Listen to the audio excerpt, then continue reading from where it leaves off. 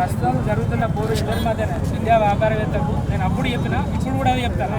విద్యా వ్యాపారవేత్తకు విద్యావేత్తకు జరుగుతున్న పోరు. విద్యావేత్త మా ప్రసన్న హరికృష్ణ అన్న, విద్యా వ్యాపారవేత్త ఇప్పుడు అందరి ముందు చెప్తానా నరేందర్ రెడ్డి విద్యా వ్యాపారవేత్త. ఆయన ఖచ్చితంగా గెలవాల్సిన అవసరమే లేదు, ఆయన ఎన్నికల్లో రావాల్సిన అవసరం లేదు. ఆయన వ్యాపారం చేసుకోవడం బెటరు.